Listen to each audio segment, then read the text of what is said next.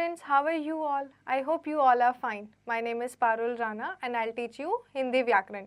So let's start with the chapter भाषा और व्याकरण. भाषा, परिभाषा. भाषा वह साधन है जिसके द्वारा हम अपने भावों या विचारों को दूसरों के सामने प्रकट करते हैं तथा दूसरों के भावों और विचारों को समझते हैं.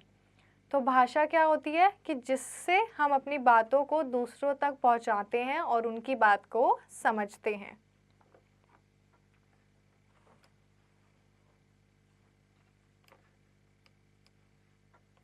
निम्नलिखित चित्रों को ध्यान से देखो, वाक्य को पढ़ो और समझो. माँ कहानी सुना रही है, राधा पत्र लिख रही है, राम गाना सुन रहा है, राजू समाचार पत्र पढ़ रहा है. हम दूसरों के विचारों को सुनकर अथवा पढ़कर समझते हैं. भावों और विचारों को दो प्रकार से प्रकट किया तथा समझा जा सकता है. पहला कहकर और सुनकर, दूसरा लिखकर और पढ़कर. तो हम दूसरों के विचारों को सुनकर या पढ़कर समझते हैं और अपनी बात को या तो बोलकर या लिखकर बताते हैं. तो विचारों को हम कितने प्रकार से प्रकट कर सकते हैं? दो. पहला कहकर और सुनकर, दूसरा लिखकर और पढ़कर. भाषा के प्रकार. भाषा के दो रूप होते हैं, पहला मौखिक, दूसरा लिखित.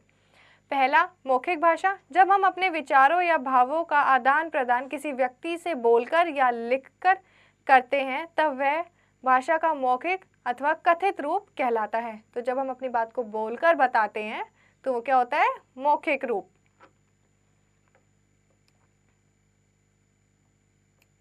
दूसरा लिखित भाषा. जब हम अपने भावों को या विचारों को लिखकर दूसरों के सामने प्रकट करते हैं तब वह भाषा का लिखित रूप कहलाता है. तो जब हम बात को लिखकर बताते हैं तो वो होता है लिखित रूप. हमारे देश में कई भाषाएं बोली जाती हैं. भाषा के लिखित रूप का आधार भाषा की लिपि कहलाता है. जैसे हिंदी और संस्कृत भाषा की लिपि देवनागरी है. हमारे देश में बहुत सारी भाषाएं बोली जाती हैं और भाषा को हम जिस तरीके से लिखते हैं उसके लिखित रूप के का आधार क्या होता है? भाषा की लिपि, बोली. हमारे देश में विभिन्न क्षेत्रों में बोली जाने वाली क्षेत्रीय भाषाओं को बोली कहते हैं. बोली एक निश्चित क्षेत्र तक सीमित रहती है. कुछ किलोमीटरों के बाद बोली बदल जाती है. तो बोली क्या होती है? किसी एक क्षेत्र में बोले जाने वाली भाषा जो क्षेत्र खत्म होते ही बदल जाती है.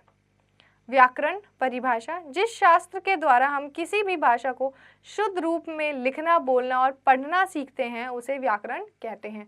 तो व्याकरण क्या होता है? जो हमें भाषा का शुद्ध रूप सिखाता है, जिससे हम उसके शुद्ध रूप को लिखते हैं, बोलते हैं और पढ़ते हैं. उदाहरण के लिए व्याकरण यह बताता है कि भाई शब्द गलत है तथा इसका शुद्ध रूप है भाई, या यह बताता है कि क्षमा का शुद्ध रूप है क्षमा. कमल खिल रही है, इसका शुद्ध रूप है कमल खिल रहा है.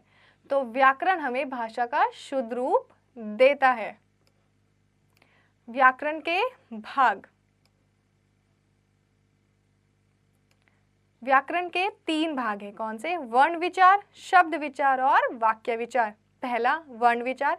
इसमें वर्णों या अक्षरों, उनके भेद, उनको सही लिखने तथा बोलने का ढंग सिखाया जाता है. तो वर्ण विचार में हम वर्णों को या अक्षरों को लिखने और बोलने का सही ढंग सीखते हैं. शब्द विचार. इसमें शब्दों, उनके भेदों तथा उनको सही लिखने तथा बोलने का ढंग सिखाया जाता है. तो शब्द विचार में हम क्या सीखते हैं? शब्दों और उनके भेदों को सही बोलना और लिखना. वाक्य विचार. इसमें वाक्यों के भेदों तथा उनको सही बोलने तथा लिखने का ढंग बताया गया है. तो वाक्य विचार में क्या सीखते हैं? वाक्य और उसके भेदों को सही बोलना और लिखना. देखें आपने क्या सीखा है. प्रश्न नंबर का रिक्त स्थानों की पूर्ति कीजिए. पहला, भाषा के 2 रूप होते हैं.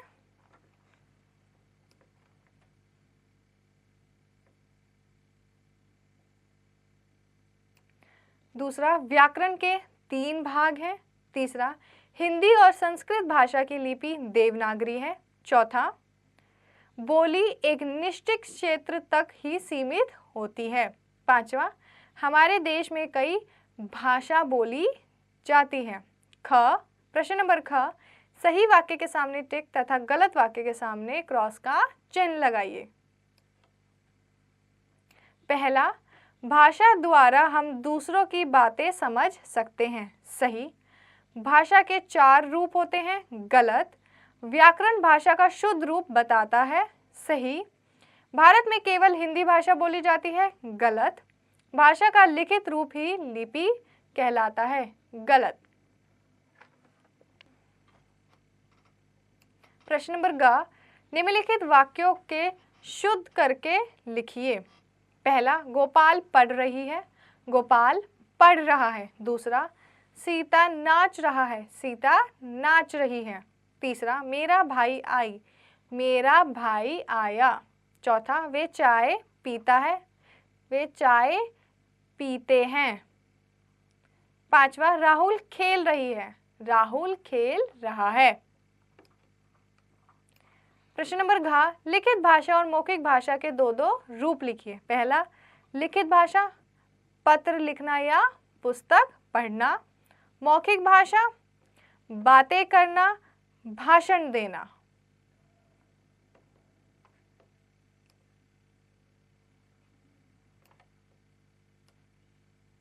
प्रश्न नंबर ड, निम्नलिखित प्रश्नों के उत्तर लिखिए। तो बच्चों, इन प्रश्नों के उत्तर आप खुद से करेंगे। तो बच्चों, हमने पूरा पाठ अच्छे से पढ़ लिया है। आई होप आपको सब कुछ अच्छे से समझ आ गया होगा। तो आप इस पाठ और इनके प्रश्नों की प्रैक्टिस घर पे करते रहिएगा।